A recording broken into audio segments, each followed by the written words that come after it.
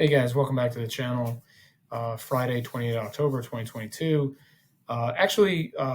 Making a video, almost a continuation of a previous video where I recapped my initial consultation call with Auto Companion, which is this site here, this business here. I did a whole video, almost like 15 minutes long, about my first call with Jaime at Auto Companion that took place yesterday. And I decided to make an entirely separate video about some of the comments he made about the car leasing business model, the Hyrecar, the Turo, that sort of thing. So I wanted to kind of separate that out and give that to you guys here in this video. So I'll cut right to the chase.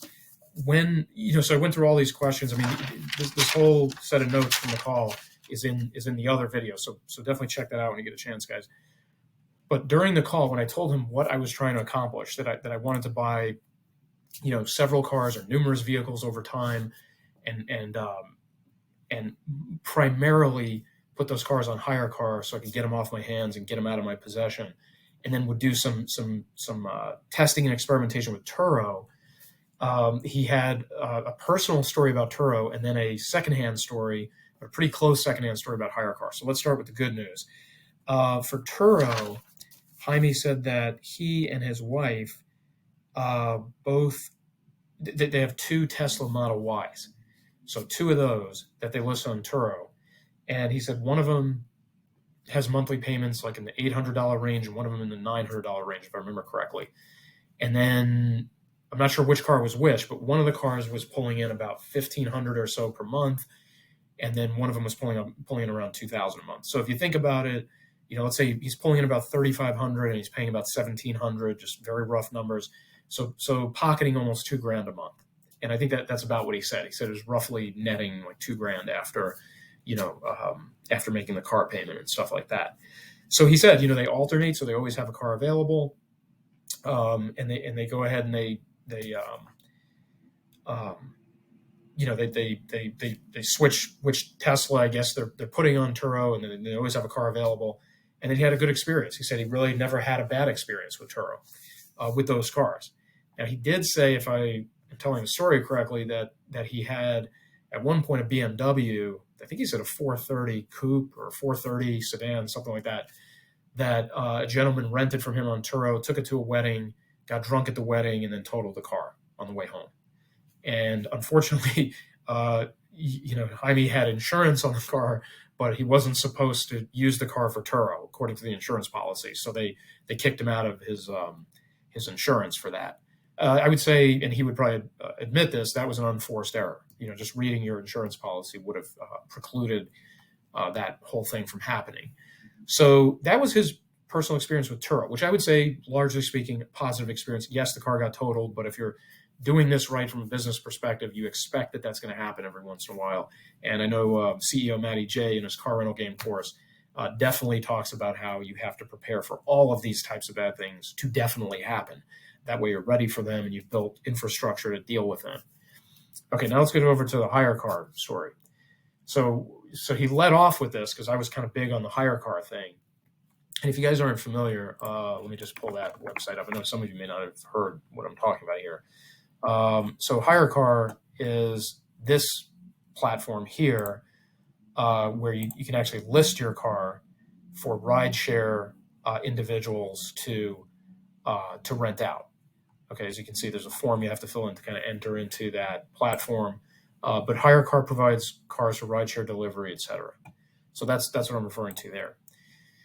So anyway, when I mentioned this, he said that I believe he said it was his sister and his brother-in-law.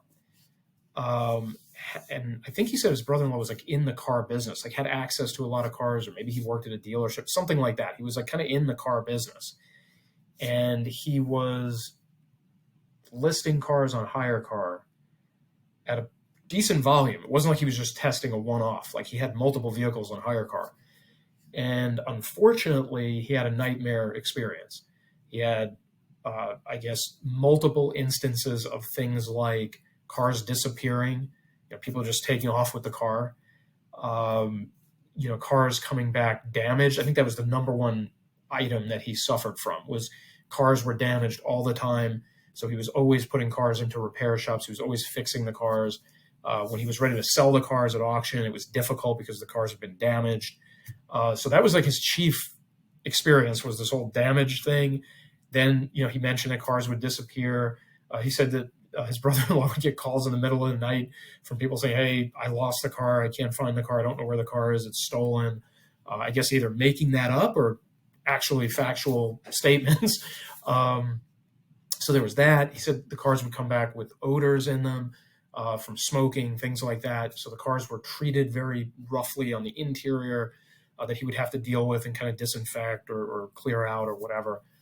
And he said that it was so bad that he was divesting himself of this business, and he was just dumping all these cars, I guess, at auction or just selling them off. And he'd basically gone into the negative, that the business went negative on him.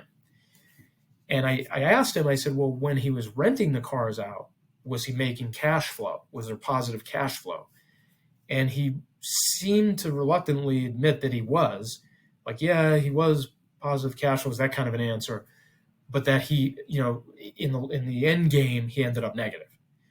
So again, I don't have every detail. And I mean, apologies to Jaime if I didn't tell his story perfectly correctly, but I did want to get you guys this information because it gave me sort of a reconfiguration mentally on what I wanted to do here, how I might approach this business model, but definitely not what I wanted to hear. I think, now that I've kind of, and I made a note here that his brother-in-law put up to like 15 to 20 cars on Hyrecar. So he basically did the business model I was trying to do, or that I am trying to do, which is to put a decent sized volume, probably in the 10 to 20 range, onto Hyrecar. And, that volume really caused him these problems and these headaches. So again, not what I wanted to hear. I've heard both. I have heard it's not great. It is great, but at a very, very vague, high level. This was a very specific story. I did mention something to him about, being taught, by Matty J, to put GPS trackers in the vehicles to cut down on, cars being stolen and lost and all that kind of stuff. He really didn't react to that when I said that. But to be honest with you guys, this definitely gave me pause. I mean, this caused me, as soon as the call was over, to go back out and kind of refresh some of my research, try some new search terms on Hyrecar nightmares and things like that, and found some interesting stuff that I'm going to share with you in another video, a different business model within this big business, this macro business model, but a different platform, a different approach that I wasn't aware of previously. So that'll come in a separate video. You guys can check that out. Where it'll be titled something like Hyrecar versus the other platform or platforms.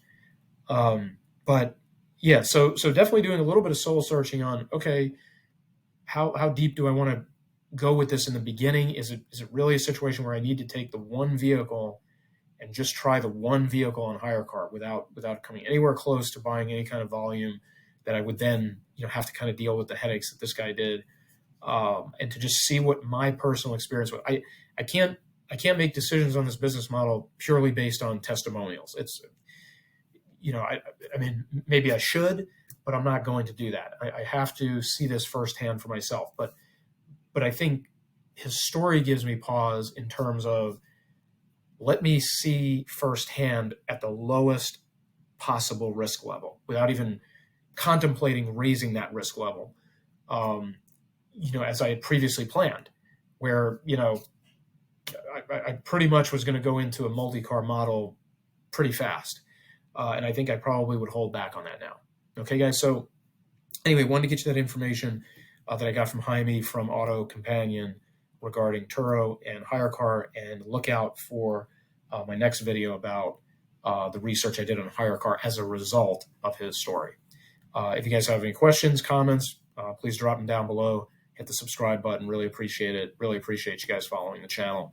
And we'll be back to you with more videos on this topic.